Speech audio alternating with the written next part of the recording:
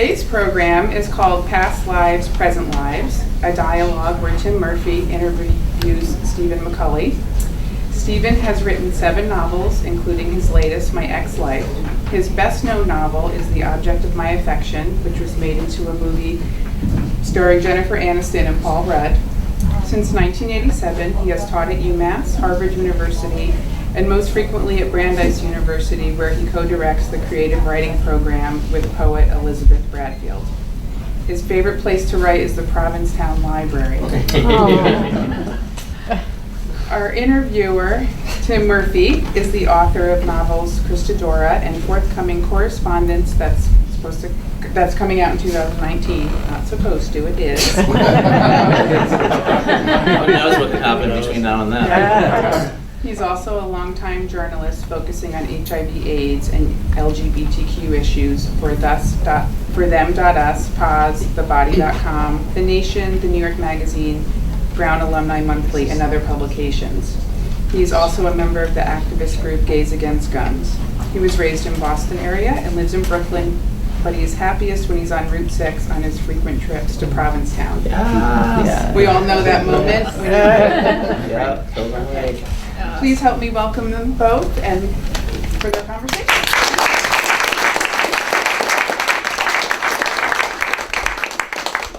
So thank you all for coming.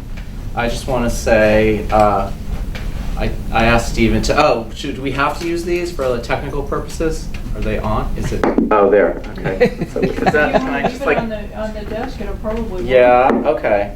All right. Is that good? That is Yeah. good. Okay, all right. And you, Stephen, is yours on? Yes. Yeah. Yeah. Is that on? No. No, it wasn't. That's good. All right, say something. No, it's not on. There we go. There. Okay. No. Well, I really Can don't we have just- anything important to say. One in the, Oh, it's on one now? in the middle. In the middle. Since we will only Okay, now it's on. we will only be duetting at certain key points. Most of the time it'll be one of us talking. Just don't get the microphones too close together. Oh, okay, all right. Yeah, don't move now. Don't move again for 90 minutes. Well, first of all, I just want to say I am so happy to be here. Nan, the founder, asked me to read the first year of the festival when my book Christadora came out, and it was so exciting being part of a brand new festival in a place that I love so much, that has such an incredible literary and artistic tradition, that I said to Nan, I'm on this ride with you and I want to help you program and build this festival. And Nan has shown such a commitment to bringing an ever larger and more diverse roster of writers here every year. I'm just dazzled at the list this year, and I really just want to hand it to you, Nan, because you've really committed a full,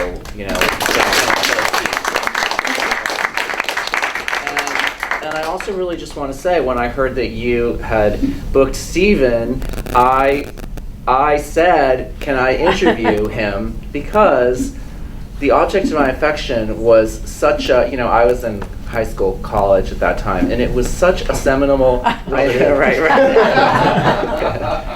I was in 4th grade. The first full, book that I read. After Judy Blume. It's kind of like a 4th grade level. So. It was a great place to start. Yeah. It's kind of like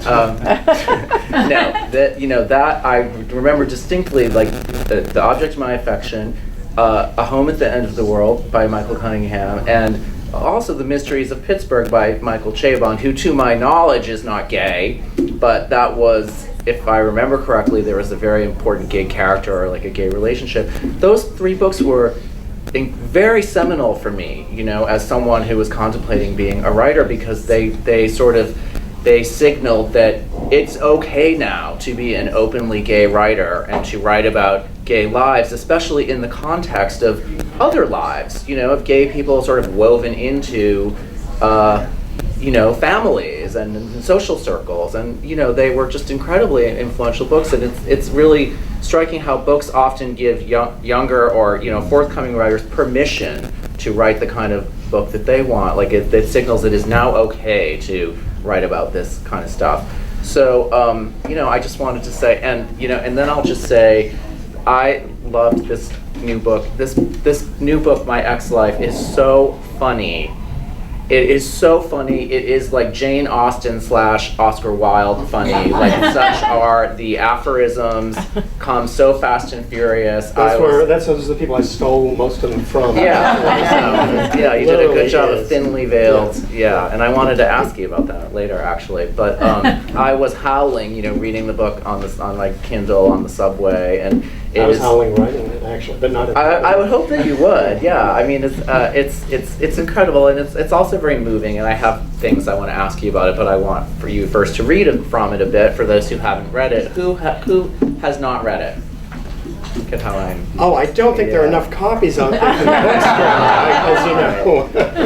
bookstore, but some have. Okay, so I just wanted those who haven't to have a taste. So well, anyway, thank you very much for inviting me and being, to be a part of this festival. This literally is kind of my favorite place to write. A couple of years ago, when I had the beginning of this novel and had sold the novel based on the first 90 pages, I came to Provincetown for 3 weeks in May after Brandeis got out, and thought, oh man, I am never going to finish this novel. Like literally, never finish it. And I was renting a place right down the street, and I came to this library and went up to the 3rd floor and sat at one of those wonderful tables with an amazing view of the harbor, and I thought, by the end of the day, yeah, maybe I can, so, and it really is my favorite place to write, so thank you. And also, it's such a great honor to speak with Tim, because I read Christadora this summer, and it was just like the most amazing novel. I mean, I feel like, well, I'm not going to say, you should buy that one instead of mine. Because it's really an incredibly beautiful, complicated, powerful novel, and so anyway, it's an honor to do. So anyway, okay. So I was just talking to the amazing writer Jamie Brenner, who is here, who writes a novel a year, and my schedule has been more like one every 5 years, except the previous novel to this one was 8 years ago, and so like a lot happens between the publication of books. Like you published one book in 2010, and you're living in a functioning democracy. And, years later, I don't know. And one of the things that happened in publishing is that, like, the publisher set up these readings and so on, and they're very excited about it. And they said, but we just want to make sure you understand that whatever you do at the readings, don't read. And I said, oh, like, really? Just because? And they said, no, like, people don't want to hear writers read at readings anymore. They want you to talk. And then a couple days later, she said, oh, do you want to do a talk at this different kind of venue? And I didn't, so I said yes. And I said, but what would I talk about? And she said, oh, they don't want you to talk, they want you to read. So I kind of figure, like, neither one of those things. People don't want to hear writers talk or read. But we're going to do both. So I'm just going to read for a couple of minutes a very abridged version of the just opening pages of this novel. No, it was not the happiest moment of David Hedges' life. Soren, his partner of 5 years, had left him. He'd gotten fat, and somewhere in the midst of that, he'd woken up one day and realized he was no longer in his 20s or his 40s. The last person he expected to hear from was Julie Fisk. He and Julie had a history, albeit an ancient and complicated one. They hadn't seen each other in almost 30 years, hadn't spoken in more than 20, and David assumed that their story, like a few other things in his life, his desire to visit Petra, his vow to study piano, his sexual relevance, had ended. This didn't diminish her importance to him. His memories of her lingered on, faded by the years in flattering ways. In his mind, they were still best friends. He heard of Julie Fisk infrequently through a few mutual friends and had pieced together scraps and come to the conclusion that she had a happy life. She taught art at a private school for kids with learning problems, not what she'd imagined for herself in her younger incarnation, but who was he to judge? They'd been in touch sporadically for a while after the divorce, and then she'd met and eventually married Henry Bell, an investment advisor David had had the pleasure of never meeting. David wasn't good at making money with money, and he was suspicious of people who were, especially when they did it with other people's money, an activity he equated with plagiarism. Over the years, David had thought of trying to see her when he went east to visit family, but he'd never followed through. The period of life they'd shared was his ex-life, and he was resigned to leave it at that. And then one day, during that season of his aggrieved discontent, he received a phone call from Julie Fisk that changed everything. And that's kind of the setup of the story and the, sort of, a background and all that. And the novel is told more or less from 3 points of view, from David's, his ex-wife's point of view, Julie, and Julie's 17-year-old daughter, whose name is Mandy. She has the misfortune of having been named after a Barry Manilow song. Humiliation for which she will never forgive her parents. That's the book. That's where it starts, right? And that is sort of what begins to bring David and Julie back together, right after this protracted. So the first thing I wanted to ask you was, I guess I'll keep invoking the goddess Austen many times, but like Jane Austen's novels, your novels they're always sort of variations on a theme. There are some certain court things. There's usually a gay male protagonist who's the storyteller, who's the center, and then these people swirling around him, and the foibles. Did I pronounce that? That's one of those words you see often but never use. It's not foible or foibles, right, of their lives, and everyone's life is sort of a mess.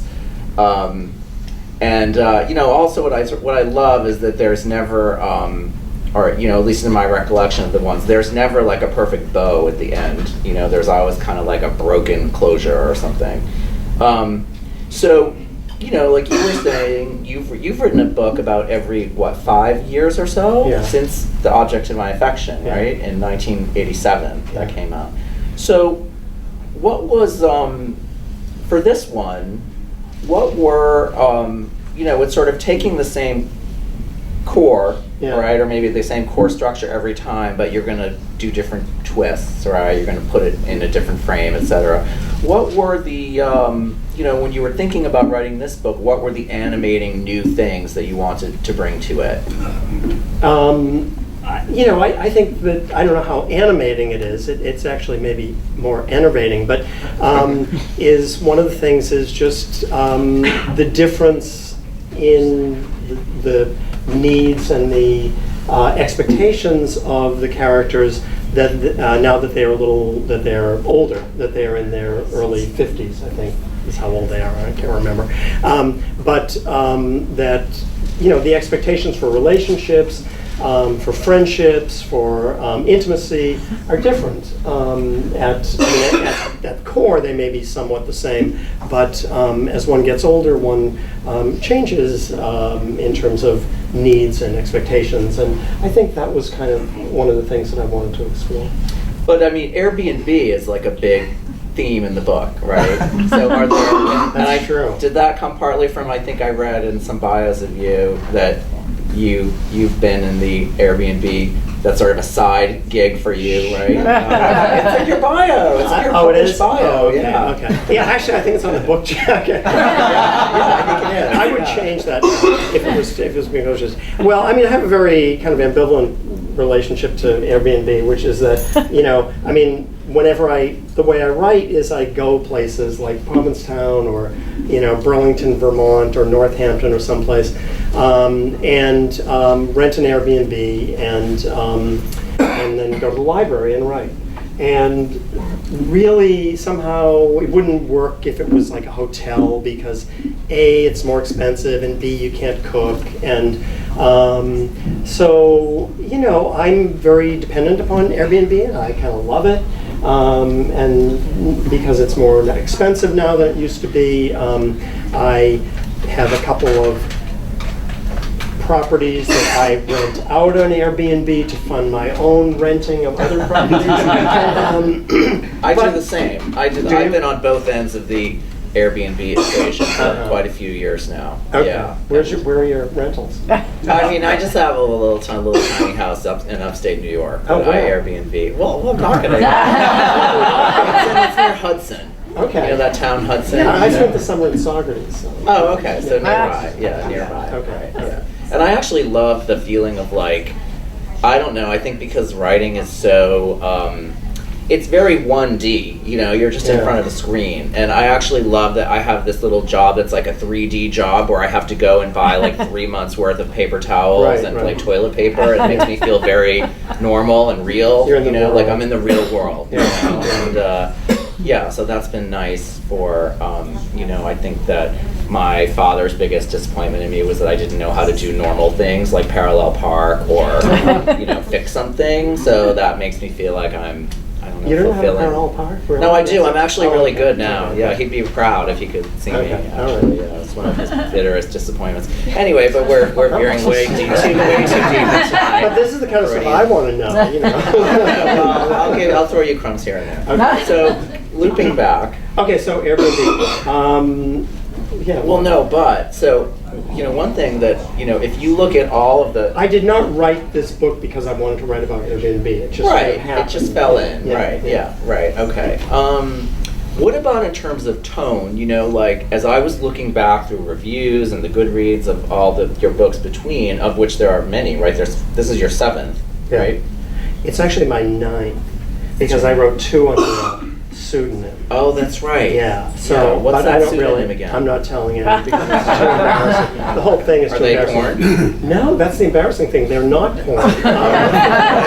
Well, exactly. That's why I don't want to talk about them. They're yoga books. They're books about yoga. I mean, no, they're books set at a yoga studio in Los Angeles. And yeah, That you just blew open a whole new. yeah. The line of questioning. Yeah, Okay. right. Yeah. So I'm gonna Okay. table that, put it over here. Okay, but if you look at the books under I presume your real name. Yeah. Right, Stephen McCauley. Where did you grow up? I grew up in Woburn, Massachusetts. Anyone from there? Oh my God! Did anyone read or see the movie A Civil Action about the poisoned Yeah. wells, Yeah. John Travolta, blah blah blah? That's the town I grew up in. Yeah. So you know, I feel like And a I grew ticking up very, time bomb. yeah, I grew up very close to there in like in North Andover. So Oh, God, that's the. I know, right?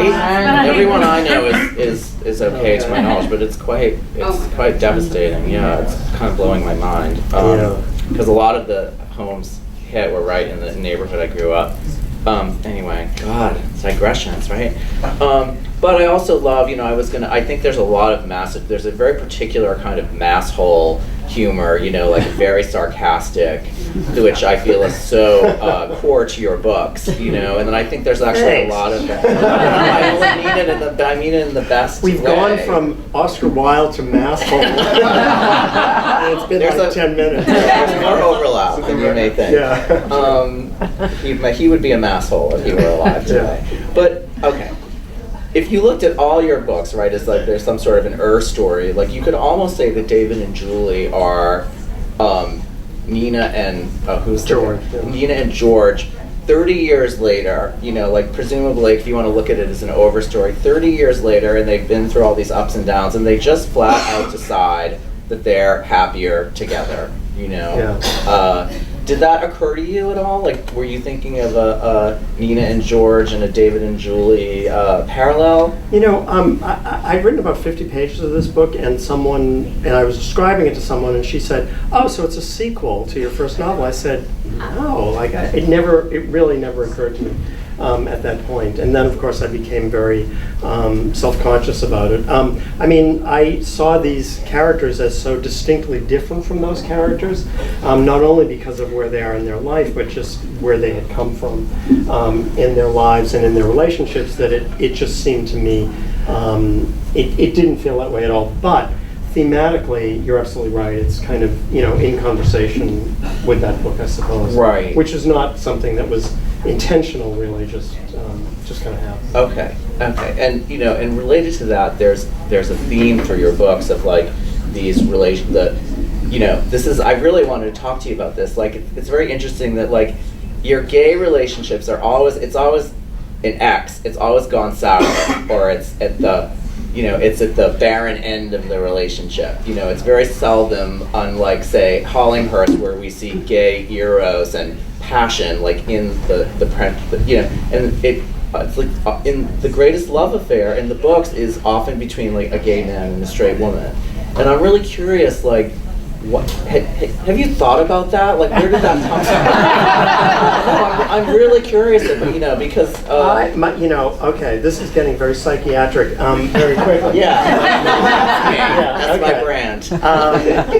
So, what's the question? Where do you think that? Why do you think that's a trope in your books? This intense sort of platonic love affair between gay men and straight women. I think I have to me, I think there's something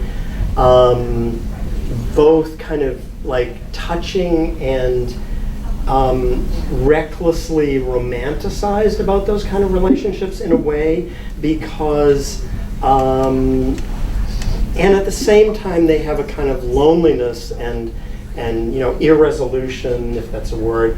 And I love flobbles, by the way. This is a French. flobble. Yeah. But and what was I saying? Something about loneliness. Oh, loneliness. Yes. Right? Yeah. And so there's just kind of like a bitter sweetness to those relationships that I like writing about. That it will never be resolved. It will never be entirely satisfied. You kind of know that going into it. It was important in this novel that this is such a pair that had been married in an earlier incarnation in their lives. They'd been through that. And so there was no, let's be honest, sex is a really big motivator for all kinds of behavior in our lives, because you want to get something. We've all, I'm sure,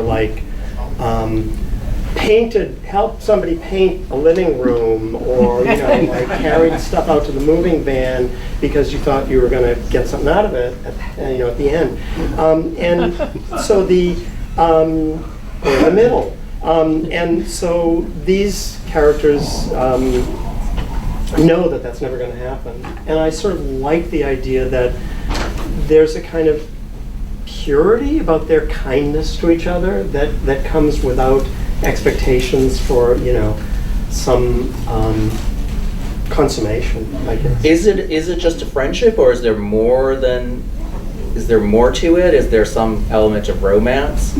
Well, there's a line in one of my books where someone says, that you can't imagine having a friendship without some element of sexual attraction, and you can't imagine having sexual attraction without some form of, friendly feelings. The latter half of that may have been put in there for convenient balance. I'm not sure that's true. Yeah, I don't know if I'd Yeah, I know. But anyway, but I do feel that that's true, that in many friendships there's an element of flirtation and attraction of some kind that, everyone knows is not going to be consummated, but, that exists. Don't you think? Yeah, I think that animates, to use repeat another word, certain friendships, right? That could be in any situation where one person is attracted to the other and it's not vice versa. Yeah. But I also wanted to ask too, I can't remember, why do you think, I don't think there's a through line. This in a way, this is sort of saying to a mystery writer, why isn't there more science fiction in your mystery book, or vice versa? But why do you think there has not been a lot of gay passion in your books? It always seems like we're we're seeing the relationship when it's dead or when it's over. Oh, well, okay. They're autobiographical. What can I say? Dead. Why is there no? I don't think that there's, for me anyway. I was thinking about I mean, there's not a lot of explicit sex in the books either, if that's really what you're talking about. Well, or passion. Or passion. Between the men. Between the men. I mean, there are a couple. There are a few passionate moments, I suppose. I mean, I think that some of it is like comedic in nature. Like, it doesn't seem to me that there's anything particularly humorous about great sex, you know, whereas failed sex strikes me as long as I'm not in the middle of it, hilarious. And the most explicit sex scenes I've written have been sex scenes that have been disastrous, you know. Right. And, you know, like, I mean, I know what you're saying. I'm just trying to avoid it in a way because I don't know how to answer it. I don't know. Well, it's about the heart. It's about the most. I felt the most challenging question I wanted to ask you. So we're over the hump.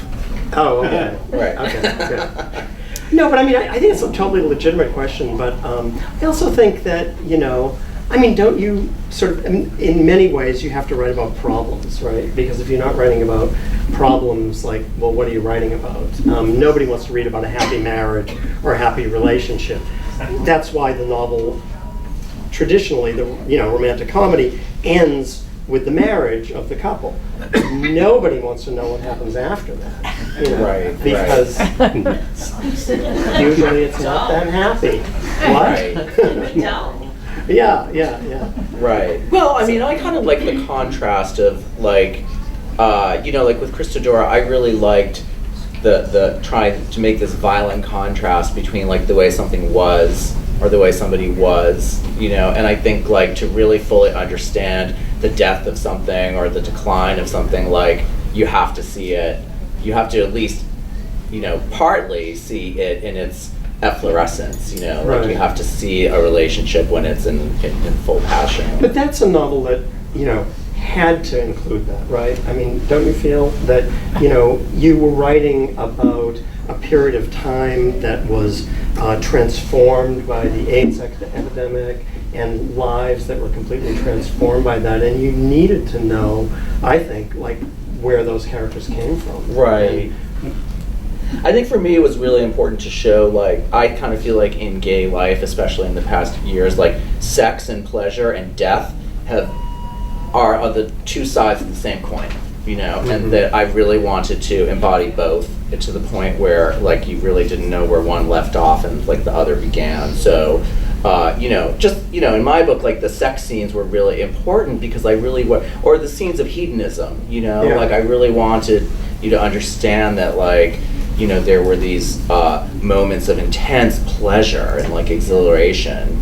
But your sex scenes are not, in that book, as I remember, are not like graphic in a sense. I mean, there are some specific, but they're not, you know, I mean, they're not like, I mean, I'm glad you mentioned Hollinghurst because, you know, like, I think he's, I mean, in addition to being like probably the best living writer, in my view. He's amazing. Is amazing, and he's one of the few writers who writes about sex in an extraordinarily precise and specific way that manages to be both erotic and revealing of characters and extraordinarily well written and not kind of, it never feels gratuitous, you know, it feels like it's all totally... Right. I mean, I do think a good sex scene should be about, like, even if the sex in the scene is good or graphic, like, the scene also has to be about something else. Right. You know, otherwise it's porn in a way, and I'm not saying that in a negative way, but it's like, you know, that exists. Porn, you know, because or no, I mean, I don't know. I mean, I think like in the swimming pool library, like I never knew that a sex scene could be so literary, or that in the context of a literary novel you could have such incredibly hot, like... Right, but you're talking about Hollinghurst. It's Hollinghurst, yeah, it's true. I mean, I'm not saying that I would attend. Okay. All right, so we have to pull it back into the family realm, right? Or do we? But I have so many more things to ask you. One is, I was really curious... But can I just say one more thing about Christadora? Is that, like, there's so much need for, like, the sex scene where the character whose name I've forgotten, who gives ultimately gives birth to Matteo. Yeah. You need to know like how that happened and what it was like for her. I mean, it was just so much a part of her character, you know. Yeah, and I loved writing. Actually, that's a scene that I rewrote. Like originally, he comes on to her, and it just did not, like, as I sat with it, it just did not feel right. You know, that it felt like in her, like, desperation for like love and for physical contact, and you know, her being in love with him. Like when she got drunk, she would do that, and in his sort of defeated, you know, his just sort of tired, defeated, whatever, he would give in, and like that felt, and you know, I mean, that's to me an example of like writing a sex scene that's really about, you're describing the sex, but it's there's about other things are going on, right? Exactly, yeah. Because otherwise, it's like, you know, I don't know, like she went into the bathroom and turned on the water and stepped under the shower. I mean, there's just like certain. Anyway, I don't know why I'm going there, but anyway. Well, I had a teacher in high school who introduced me to Edith Wharton's porn. Oh yeah. Have you read that? Yeah, sure. Yeah. And I'll always love her for that, because that was probably so inappropriate. But I mean, doesn't everybody want a teacher like that in high school? Has anyone read that Edith Wharton porn stuff? It's in the appendix of the Lewis biography, I think, of Edith Wharton. Oh, really? Which came out. There had been maybe one or two since then, but it's like, it's incredibly, and also it's incest porn. Really? Yeah. I don't remember. Maybe I missed that. And it's written for her novella Summer, which is like an incredibly. It's like the other side of Edith Frome. Edith Frome was the winter novel, and Summer was, as you might guess, the summer novel. And Ethan Frome is kind of like the anti-erotic, just, you know, barren, the word you recently used to describe my relationships. Anyway, I said dead. No, you said barren. So anyway, and Summer was just this lush, erotic novel, and I believe that she wrote those scenes to kind of flesh out the characters in her own mind, knowing that they would never go into the published work. But oh, okay. Yeah. Okay. Well, she leads us into my slightly more family-friendly question, which is, I think because it's so hard to read your novels and not think about Jane Austen, and also in the pithiness of so many of the lines to not think about Oscar Wilde, I was really curious, who have you loved most as writers, and especially as you were growing up and before you started writing? I didn't read Jane Austen until I was, you know, probably in my, I mean, I shouldn't even admit this, but don't tell any of my friends at Brandeis where I teach, but I didn't read Jane Austen until probably I was like 30 or something. Really? You know? Yeah. And when you did, were you like, she's me 200 years ago? No. I have a different sort of, you know, my psychiatrist is not as good as you, so I'm not there yet. But I did read the portrait, is it the portrait or the picture of Dorian Gray? Picture of Dorian Gray when I was like way too young to read it and to really understand, you know, anything other than the kind of horror story aspect of it. But I do think it had a profound effect on me, you know, because that book is just so filled with aphorisms and, you know, this incredible wit, and some of which shows up in different versions in some of the plays, in fact, I think. So one would never be stupid enough to try or admit to trying to, you know, emulate that, but I'm sure it kind of influenced me in some ways. Okay, so who are your faves? So I think, I mean, like other than the Hardy Boys, whoever wrote those, Which that was is like legit, that was yeah. like a team of people. I think that was because it had this kind of undercurrent of like, you know, eroticism for me, you know. Between the brothers? I think it was like, yeah, between the brothers and their friends and stuff. I mean, you know, whatever. Anyway, who did I like as a kid? I mean, I don't know, as a kid, but as a young adult, I really loved Dickens. I went through a big Dickens phase. Me too. And I just loved the abundance of those books. Right. The sprawl, Yeah. the humor, the kind of slightly, not slightly, in some cases, grossly exaggerated characters that nonetheless retain this real sense of humanity and psychological truth and all of that. And there's such a, I don't know, social justice might be like over, there's such a social element to his novels, and such a sense of justice, really, or of unfairness and. Yeah, no, I mean that permeates all of them, and I mean Hard Times is like such a political novel. Right. Yeah. Right. Okay. Anyone else? I'm trying to think. I'm sort of blanking out. Well, I mean, I was like very, as you might guess, I went to Woburn Public Schools. Okay, so I was not particularly well educated, and when I got to college, I didn't do much of anything. So I came from a family where no one read, and like I liked to read as a kid, and my parents were always saying, like, what's wrong with you? Why don't you come out here and watch TV with the rest of us? But really, and that turns out to have been like a great thing when you begin writing, because you know that no one in your family is ever going to read anything. Like, whatever you want. Characters like my second novel is basically, about my family. Really, it's the only somewhat autobiographical novel I've ever written. And this is the easy way out. It's called The Easy Way Out. Yeah. And no one ever read it. No one in my family ever read it. It's a mixed blessing. Right? So it's a mixed blessing. Yeah. But I thought that like. Well, if a book is on the bestseller list, that must mean it's great. So, like, I always thought James Michener was like literature with a capital L when I was in high school or something, and I read those. And the one book I remember my mother reading was Valley of the Dolls, which like everybody read in that period. Which is actually.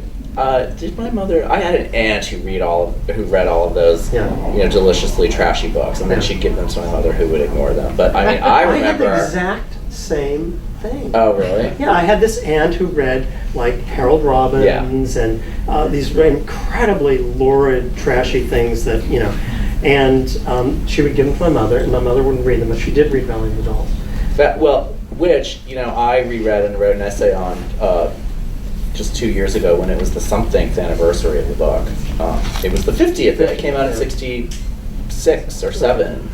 So yeah, I wrote something, and I actually think it's such a good book on so many levels. I mean, it's so unpretentious. I mean, she doesn't give a shit about being literary. Yeah. But the characters and the dialogue and I also think the relationship between the women in the book. Like the friendship between Anne and the one Neely and not Neely, but particularly the relationship between Anne and the beautiful Jennifer, the Sharon Tate one. Yeah, it's actually quite moving, and like there's such a sort of hustle in those books of like. They kind of reminded me of like Joan and Peggy on Mad Men, like these girls, these ambitious girls that come to New York, and it's like, they don't care if they start as a secretary, they just want in, they just want to be in the action, they want to go out and date and go to good dinners, and like, I think what I wrote in the book was that what I love about the women is that they want love and sex. And sometimes they get love and not sex, sometimes they get sex and not love, but they want both, which is, such a rebuke to the kind of virgin whore idea of, they're just very robust characters. I mean, this is like, sorry, we'll be finished with this book in a minute, but I think there's sort of like a little bit, there's also like kind of a weird revulsion towards sex. In the book? In the book, it's like somebody takes off their pants and the character is like, it was the ugliest thing she'd ever seen in her life. Okay. There is that. And Jacqueline Suzanne, and by the way, she's a fascinating character. Yes, there's a life. There's a biography of her by a writer named Barbara Seaman, and it's a fantastic book. It's really, aside from the Maria Rivas biography of her mother, Marlene Dietrich, it's like the best biography I've ever read. Oh, really? It's brilliant, and she was like. She had like all of these fetish. Anyway, where are we from? But like she looked like freaked out when an editor put in the word nipple into her book, and she was like, "Oh, what? That's like an animal. Get that out of there!" And she was just horrified. Oh, really? And she was also like in love with Ethel Merman, which totally. I mean, which, just there you go. Yeah. We probably need to get off that. Right. I mean, I was going to go into my whole how I'd sneak into my mom's room and read the sex scenes and Scruples, and do you remember Scruples? Yeah. Okay. Well, we're really getting it down the gutter. All right. So anyway, another thing. But do you think those books influenced you as a yes, writer? hugely because So of plot. Because of plot, because those books are they just chug along. Like they have such an engine, and I think back on what were the books. I mean, I'm very embarrassed. Like Gone with the Wind is such a racist book, and I don't think like I realized the full depth of like the racism until I went back and read it in college. However, it's the same aunt. It all goes back to my Auntie Helen. She threw it at me when I was 11 and I was bored, and she was like, "Read this. It's the best book. It's the best novel ever." And I mean, just the sheer ability of Margaret Mitchell to like keep, just that plot, that story, the idea that a novel could be that big, which is similar to Dickens, that you could like get all these balls going in the air and like keep them spinning and have them develop and evolve and have paths cross. Like, I think you learn a lot from those I learned a lot from those kinds of books in terms of just how to keep it moving. Just how to create energy on. Like I just read Meg Wolitzer's The Female Persuasion. I mean, she's such a delightful writer, and one of the strengths I think is that like her pages are just very energetic. Like they are just always moving, and I think then the danger with that becomes like, well, what else is your book about? Like the point should not just be to like keep the book moving, So, but I'm glad that I kind of have that. I'm not an avant-garde, I mean, I think, there are novelists that I recognize their brilliance, but I can't really say I've enjoyed them because, the books didn't have that sort of movement, that pace, where you just like, you feel like you're moving through a world. Yeah. Did you? Well, I mean, I think that, like, when books are that popular, whether it's, Gone with the Wind or Valley of the Dolls or something, there's a reason for it, and it's not like somebody's paying these people to read these books. I mean, they have to deliver something on some level, and I think you're right. What they deliver is kind of energy and excitement, and also, anyway. Yeah. There we go. So there we are. Okay, so we talked about influences. Okay, so one thing I want to talk about in this book is that you have a teenage girl, and the book seems to delve like rather deeply into her social world and her digital social world and her own inner world. And I was really curious, where that came from. Like, do you have a niece, or did you have friends with like girls that age, or did you just sort of delve into the world of the social media of teens? Well, I mean, I've been teaching college for 30 years, so I have a lot of people of that age or around that age, that I interact with on a regular basis, and the rest is a certain amount of research, like that. I mean, not much, I'll tell you that, but I don't know. I mean, I think that one of the things about writing these books under a pseudonym that kind of was influential for me was being able to think like, well, I can imagine myself into the life of a, 17-year-old girl, and I'm just going to go for it. Have you gotten feedback from girls that age or roughly that age? No. Not one. They're mothers. I mean, I've gotten from feedback from mothers of 17-year-old girls saying, "Oh, this is so realistic," and so on. But I'm sure their daughters A wouldn't read it and B would disagree. But B would disagree. But if they're not going to read it, then I don't really care. Right. Do you worry about? I feel like increasingly. No, never. Okay. I have no anxiety because you're on a Xanax. Yeah. Writing characters, I think about this increasingly, writing characters different from me, whether they're not white or whether they're not men, gay men. This has become such an issue, almost to the point where it now seems like there are certain lines that certain writers should not cross, you know. Is it something you think about a lot? I mean, I You thought write a lot about it a of lot when women. I was reading Christadora. Yeah. Because you go all over the place with that book. I mean, in terms of age and race and ethnicity and, you know, I mean, so how did you resolve that in your mind? I mean, I felt like when I was writing, I was very aware of these issues of, you know, appropriation that people talk about. I felt like I had worked in that world, like I had worked in AIDS for so long that I was thinking about, I wouldn't say there's a one-on-one correlation with all the characters, but I was thinking about people I knew and was close with. You know, for any one character in that book, there might have been like, with like Isabel, for example, you know, like 5 women who I know who are kind of in Isabel, and I just tried to keep them close, you know, like as I wrote it. But you know, having said that, quite frankly, I feel like this is such an issue now. Like I feel a much higher sense of trepidation, you know, about writing across like race or something like that. Would you do I it might differently have. now?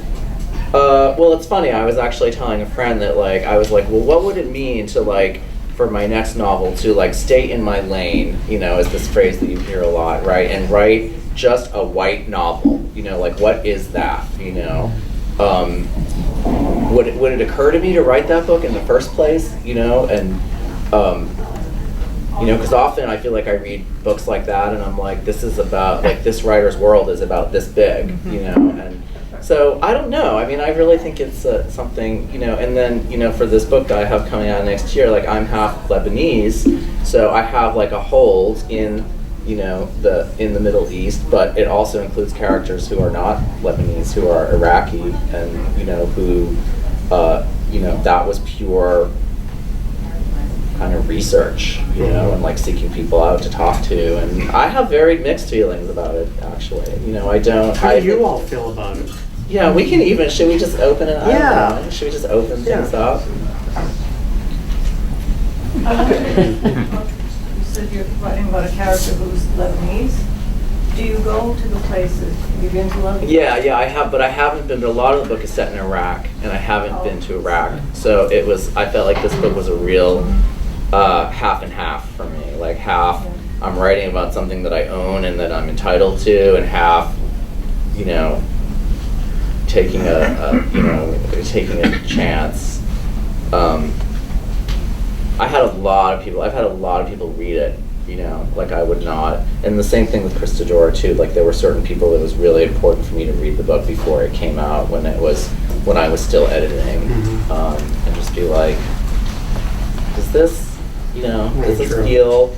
I think it is, because, you know, I feel like I'm writing about people I've known living in New York for 30 years, but, you know, what do you say? And I got mixed, you know, things, and I made some changes based on, like, feedback that I got. So I wanted to ask you, something about going back to the, when did you start to write? In high school and college? No, I after? mean, you know, kind of. I mean, I think it was always kind of like a secret ambition, but it seemed so audacious. I never did it, and then I kind of went to graduate school in Columbia, you know, to get an MFA, and it was kind of there that I began doing it a little more seriously. And I kind of had an excuse to write, because it wasn't like, oh, I want to be a writer. It's just I was a graduate student. So. Okay. And so did you start The Object of My Affection at Columbia? Yeah. Okay. So when you did, so that would have been, it came out in 87, right? Yeah. So imagine that's just like 84, 85? Probably even earlier. Okay. So I'm really curious in terms of, you know, how conscious were you of, like, you're writing this book with a gay, it's not in the first person. It is from his point of view. Yeah. Right. So, you know, how self-conscious were you about that at the time? Were you like, this will never be published? Like, there's no, I'm trying to remember, what were your references at that time for maybe the possibility that it could be published? Well, I mean, there were, Was it like Edmund White? There were books being published with gay characters, and, you know, what's his name? I'm forgetting the editor at St. Martin's Press who had a. Oh, yeah, right. He started Stonewall. Yeah. Right. Anyway, there were books, but most of them, it seemed to me, and not all of them by any means, but many of the most visible ones, like Dancer from the Dance and some of Edmund White's early novels and so on, existed very much in a world of kind of, what was totally foreign territory to me, of like, clubs and beautiful people and that sort of Very gay world, like in the gay ghetto. I mean, in the gay ghetto, but also kind of in a particular corner of the gay ghetto, where there's like kind of a lot of emphasis on glamour and beauty and, that sort of thing. So when you wrote The Object of My Affection, Yeah. like, did you very consciously want to write a book where there was a gay character living amid straight people? Well, Right, that it didn't makes it- sound so radical. Even in Provincetown, actually. Right. No, but what I mean is, as opposed to like No, but I mean, Dancer from so- the so Dance, I'm which not- is so gay. Yeah, no, I mean, it wasn't that at all. It was just that that was not the world that I knew. It was not the world I lived in. I began writing short stories that were set in that world, and obviously they were horrible, because I really didn't know what I was writing about, and I didn't particularly care. I mean, it wasn't really a world that, to be honest, it was interesting to me to read it in Dancer from the Dance and Edmund White and other places. I love those novels. But it wasn't something that I wanted to be a part of or aspired to in any way or anything else. And just out of kind of defeat, like I was writing all this stuff that just felt so completely inauthentic, I kind of went to writing about something that I did know in a world that I was familiar with and that was closer to me in many respects, and people responded to it, and so I just kind of continued with that.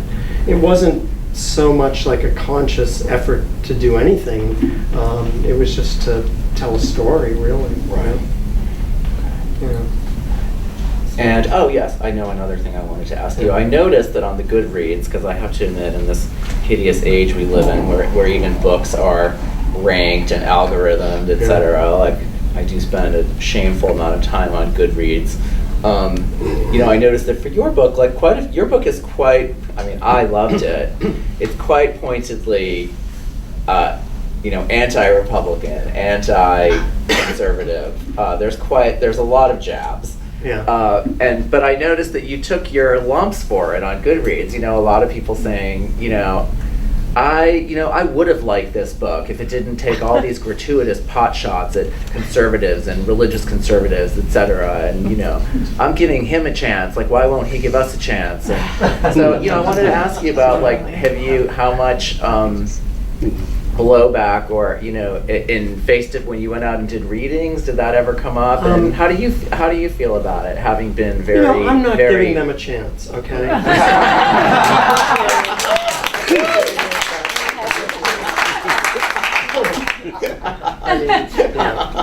So, I'm like, I don't read Goodreads. Honestly, I don't read Amazon. You have your Trumpian detractors on there for this. Yay! That's a triumph. I'm happy with that. If you've read my books, you know that I'm kind of like have a tragic desire to be loved. If someone doesn't like it because it has a liberal perspective, then they can go fuck themselves. I don't feel like that's really, there's a casual, I don't know. Contempt for conservatives. No, I'm not gonna talk about this. It's just sort of a plot point that has something that my editor said, well, this is gonna turn off a lot of readers, and I said, well, I don't really care. What is it? What plot? Oh, there's mention of abortion in the book. And so it's like, Okay. but I don't no. Oh, okay. I think it's one of the kind of problems maybe with this particular novel. The publisher kind of reached out to a bigger audience than they had in the past, and there's going to be people who don't like that, and honestly. But I think it's important to be truthful about these characters. These characters live in a world. And you know what though, most of this novel was written in the spring, summer, and fall of 2016. When there was something going on, I can't remember, what was it? But I just did not want to mention that because it was I just kind of enjoyed entering this little world, and I write longhand in notebooks. And really? And opening it up and I'm in this place where that person doesn't exist, he does, but Right. Nobody's going to talk about it. why do you write, not why, but what do you derive from writing longhand in notebooks? Does it make the whole thing go slower for you? So, Well, it took 8 years, okay? I couldn't go any slower. No, I'm really curious, what does that feel like to write a novel in longhand? Because I can't imagine it. I highly recommend it because it is, first of all, my handwriting is illegible. And so unlike when you put something on a computer screen, you can read it and you want to change the comma from here to here and so on and so forth. It's just freeing, and then it gets put into the computer and then it gets rewritten 5 Do million you put it in times. the computer? Do you think I have a transcriptionist? So that's part of your process Of is that you type it Yeah. from longhand. Wow. Yeah. Okay. And does that become part of the writing process? Does another layer of writing occur when you do that? Yeah. Totally. And I don't really read it even on the page word for word. I just kind of look at it and I know what's there, and then I start typing it. But you don't get hand cramp though? That just sounds painful to me. 8 years, okay. Okay. All right. Oh, I'm done for today. I was just that question. I always love asking other writers what their rhythm is. Do you write every day, and when, and for how long, and do you drink coffee or matcha or tea? Yeah. Well, okay, I'll answer that question, and then I want to ask you a question about that, and then I think we should have a question and answer, and if nobody has any questions, then we should just get coffee or tea. So I write, I have this pattern now where, so when I was writing this novel, I'd written 90 pages or something, and I sold that, and then I had to write the rest of it, and I came to this library, and I started, in the computer, and I thought, okay, I'm going to, and it was I spent, 3 hours changing a comma from here to there and moving this word and feeling oh my God, I'm getting so much done. But at the, sort of in the middle of the afternoon, I realized I would never finish this book, never, not by deadline, but never. And so I just wrote a list of scenes that might be in the novel, in a notebook. And then every day I went to the library and I just wrote whatever scene I wanted to write.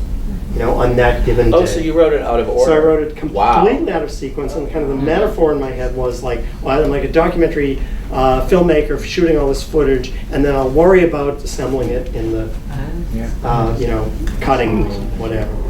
So there's tons of stuff that didn't get into the book, et cetera, et cetera. See, I think that's incredible. I can't imagine writing a book that way. But I can't imagine you writing Christadora not that way. Because it's But I didn't. I actually wrote it, even though it moves around in time, I wrote it in the order, with the exception of maybe 2 chapters that I wrote later and inserted. I wrote it in that order. So I wrote the 2001 chapter first, and then I wrote the 2008 chapter, and then I wrote the 1981 chapter, and then I wrote, and that's sort of how I saw it, I wanted the first, and it's really funny, I really feel like that is it's a real toss-up whether that style, that out of sequence style, so many people don't like it, it's really the one thing that, in the comments on the book, and I guess maybe it's pathetic for me to admit this, but I do like to read reviews and stuff, because I'm always curious about sometimes people have an insight that never even occurred to me, But that is the one thing that came up the most, that people were this was just too jangly for me, Not everyone, you know, so I sort of said, all right, I'm writing a slightly more challenging book than your usual like A to Z in sequence. But see, when I read Christadora, I felt like such kinship with you because I said, oh, I know that he wrote this out of sequence, just like assemble it later. No, There's no way that he possibly could have written this didn't. sequentially because it sort of goes all. So now I have to rethink my reaction to the book completely. Okay. I mean, I really love doing that because I feel, like, sort of going back to something I said before, like, I sort of feel like if you see, okay, with one character, with Hector, right, like, in the very first chapter you see him and he's a wreck, like, he's so down and out, right, and I think, like, for me it was very moving to, like, go back 20 years and you see this young, ambitious, smart, like, kind of writing it out of sequence like that, like, put me in key emotionally with the book, you know, because I wanted the book to be so much about, like, regret and But you wrote it sequentially as it's published. I wrote it as it reads. As it reads, Yeah, with so- the exception of like two chapters Yeah. that I felt like there were in that whole timeline. There were a few key moments that I never showed. Yeah. So like I went back and I wrote chapters to put them in. But but otherwise, yeah, I just love that. Well, I mean, I'm just obsessed with time. You Yeah. know, like I think I could tell. I think time is very haunting. Yeah. You know, and. Yeah, I mean, I always say, you know, like the chapters that are set in the 80s and stuff, like the best birthday present anyone could ever give me would be to just send me back to New York, like for one weekend, and then the whole thing would be like, what year would I pick, and exactly where would I go that weekend, and, you know. What a fun exercise. Yeah, it's a good dinner Yeah. game. Yeah. Anyway, should we like open it up? Yeah. if anyone has any questions. Hi. I think that if I understood, I'm sorry I missed the beginning of your talk. If I understood the question about writing not yourself, I think you answered that question in your response to the bit about how the object of my affection came about. Because you place yourself, it seems to me, in the real world, in a place that you love, surrounded by people that you understand, and that really came out to me in My Ex-Life. I mean, more than any of your other stuff, which I've read voraciously. And I think that it's almost false to try to inhabit a very strict character or group of characters. I think you can't do it. It's not satisfying unless you're talking about all the other people that inhabit your world. Did that make any sense at all? The only thing I heard was, I've read all your books.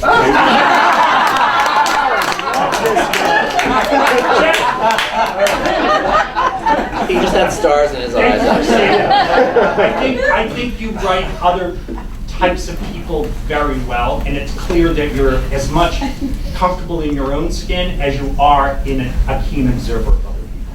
That's Well, what I thank think. you very much. I do too. Yeah. I mean, I feel like I should just loop back and say, like, if you haven't read My Ex-Life, it's such a delight. I mean, I just laughed, and it's also very moving. It's very moving. I felt like, you know, I told you my brother lives in Manchester by the sea, so I feel like I know those people, the slightly finicky, constantly meticulously restoring their houses and flipping real estate, but it's just so funny. I mean, you can be really quite bitchy when you want, and I love it. Really? Well, I don't know you, David, I guess. Yeah. A friend of mine who's a writer sent me a text yesterday, and he said, I have to replace this one line with like this bitchy comeback, and I thought, oh, I should just write Steve. And I couldn't come up with anything. Or shade. You can throw some New England shade. Yeah, can you talk about the editing process and how difficult that is as a writer to make changes and all of that? So what's the editing process? I mean, you know, this is like the most collaborative book I've ever worked on in that sense, in terms of getting like a lot of editorial feedback. And I loved it. And in a weird way, I have a friend who's a writer who's like, you know, he'll give me something in manuscript, and I'll say, well, like, gee, could you change like that word to, I don't know, green instead of blue, and he'll say, but then it wouldn't be my work. And I sort of feel like, I love the whole collaboration thing, and I love sort of having another eye look at it and improve it. That's so exciting to me, you know? That's what I. But what about the publisher? Coming from? Well, that's what I mean. Yeah. Okay. Look, with the editor, and you know, I mean, they just want the best thing that there is, and if someone suggests something that seems out of line or inappropriate or something, if they'll be fine with that and say, okay, you know, fine, we won't market the book. I mean, I think when you have a good editor can, who was it? Was it Coco Chanel or whatever, who always said take one thing off before you leave the house? Yeah. Like, a good editor has that eye, like, this isn't serving you, this is weighing you down, and I needed to lose like 20% of the book I just finished, and I love my editor, and I took every single cut. He chose all the cuts, and by, sometimes it's 20 or 25 pages, and I took them all, because if you have you need that eye, you really do. Like, you don't see what's not working. The stuff that you might be most wedded to, that you love, is flat out not working. It's dragging down the book, it's self-indulgent, and you also don't see what you don't have, like, you don't necessarily see what you need. So, I mean, if you have that person and you trust them, I love I've also been a working journalist for 25 years, and if you don't take edits, you don't work. So I felt particularly, well primed to take edits. I'm curious if you'd say more about the process of longhand to computer. Like, do you write for a page or a chapter, or just till you feel like it? When do you stop and then transcribe into your word processor? So this is like interesting to me, but I'm sure it's not interesting to anyone else. But you asked the question, so Yeah. blame her. But I mean, with this book, I just kind of wrote the whole last 400 or so pages. It's not that long on the page, in notebooks. And then when I came to what I felt like was the end, I was just exhausted kind of by it, I just began putting it into the computer. So I kind of wrote maybe wrote for in notebooks for 3 months or something, and then started putting it into the computer. Yeah, well, this is for both of you. When you're ensconced in the writing process, not doing the research, do you read books that are about that same era or country, or do you read more wide? And I'm not talking about your work like teaching, but do you find that you gravitate towards books that are about what you're writing about, or more broadly? I mean, no. No, you that wasn't don't a yes feel- or no question. Okay. I mean, I just kind of read whatever I want to read, Okay. basically. Like I was reading, this summer I was reading another book I'd never read before, which was Middlemarch. And I knew that, I'm not going to be able to, this isn't going to influence me in any direct way. And the other book that I read when I was working on this a lot was this book that I became obsessed with called The Makioka Sisters by Tanizaki, which is this Japanese novel, post-war Japanese novel. And, it's a completely different style and world and narrative kind of form in a sense. But what is pervasive in all those books is just true in-depth characterization.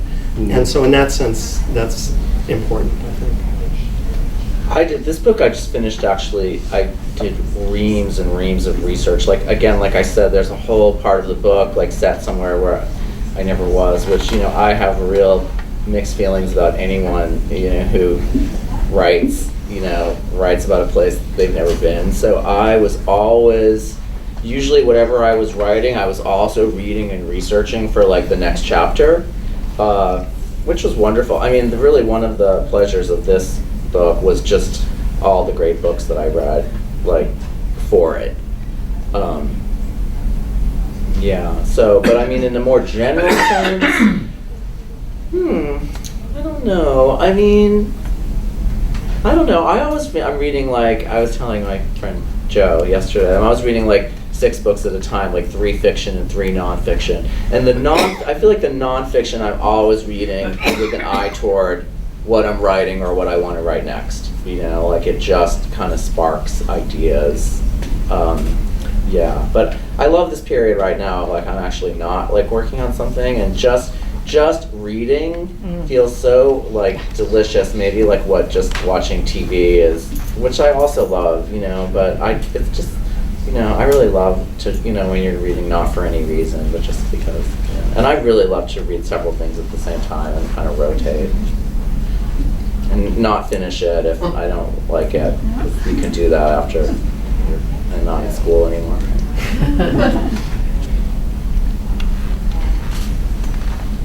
Oh, yeah. I'm sorry, I can't see very well. Somerset Maugham, in his autobiography, The Summing Up, talks about writing in longhand. And he says, in effect, he talks about the heft, or the weight, as it were, of the pencil or the pen in his hand as he is writing. There's a whole kinesiology of writing in longhand that is totally different from typing or writing on a computer or anything else like that. Do you find that to be so? Yeah, absolutely. And you know, even down to like fetishizing certain notebooks. Yeah. You know, like if anyone wants a recommendation of some really great notebooks that are very expensive but kind of worth it, I got a bunch of them. So, yeah, and even like just the way the pen glides across the page, you know. Somehow it engages the flow of your thoughts. Yeah. You can write and organize and see ahead at this all simultaneously. Yeah. That's great. I highly recommend it too. You know what you're writing and you know what you're going to write. Yeah, or it just connects you to it in a way that feels kind of, I don't know, more visceral. So. Should we take one more question and then? I loved all 3 characters, Julie, David, Mandy, but I really liked Mandy. Do you ever write a character and are surprised by it and then want to not write a sequel, but kind of morph the character into a future novel, or did you have a favorite of the 3? You know, I love